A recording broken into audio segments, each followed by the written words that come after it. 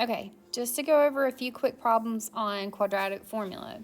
So when you have a quadratic function, ax squared plus bx plus c, your quadratic formula is negative b plus or minus the square root of b squared minus 4ac all over 2a.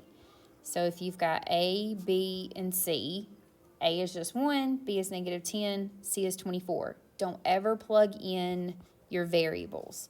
So x is going to equal negative, because negative is part of the formula, negative 10 plus or minus the square root of negative 10 squared minus 4 times a, which is 1, times c, which is 24, all over 2 times a, which is 1.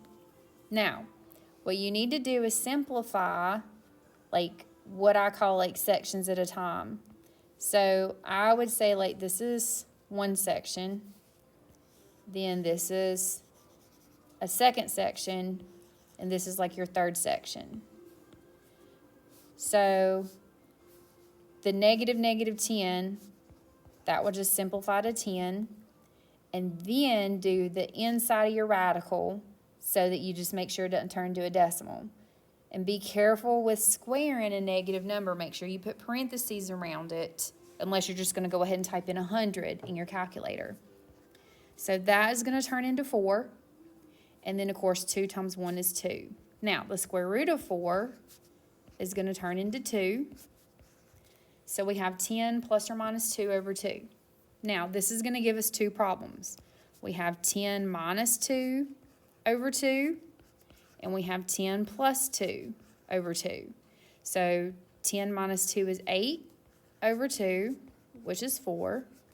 10 plus 2 is 12 over 2, which is 6. So those are our two answers. Now on B, you can't just say this is A, B, and C.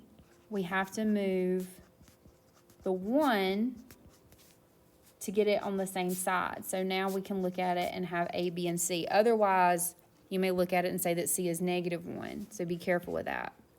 So we have x equals negative 4 plus or minus the square root of 4 squared minus 4 times 1 all over 2 times 4. All right, so when we simplify it, the 4 just stays negative. When you simplify the radical this time, we get 0. And then that's going to be 8. 2 times 4 is 8. Well, the square root of 0 is just 0. So we have negative 4 over 8. And we get negative 1/2. Negative 4 over 8 reduces to negative 1/2. All right, again for C, we have this that needs to be moved over.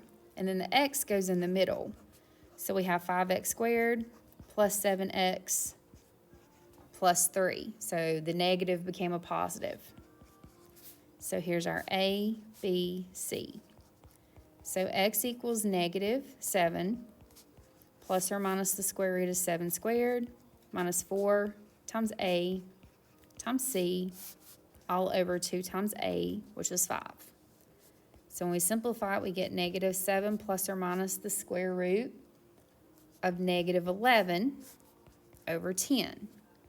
So this time when we reduce the radical, because if you had actually typed in the square root, you would have got an error message. That's why I just like to type in 7 squared minus 4 times 5 times 3.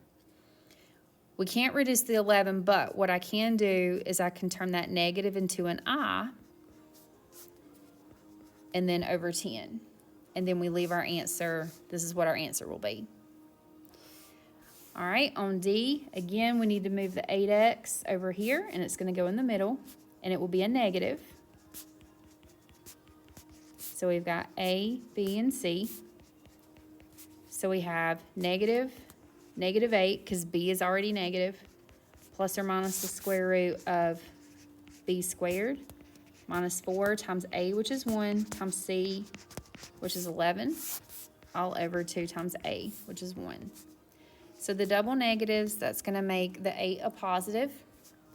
Then negative 8 squared minus 4 times 1 times 11, that's going to give us 20 over 2. Now, when we simplify the square root of 20, we got to think of a perfect square that goes into 20. So that's 4. 4 times 5. The square root of 4 is 2, and 5 stays in the radical. So we have 8 plus or minus 2 square root of 5 over 2. Now, we can reduce this again because if you look at all of your outside numbers, 2 will go into all those numbers. So 8 divided by 2 is 4. 2 divided by 2 is 1, which we don't put a 1 there. And then, of course, the bottom 2 divided by 2 is 1. We don't put a 1 on the bottom of a fraction. So this is our final answer for that one.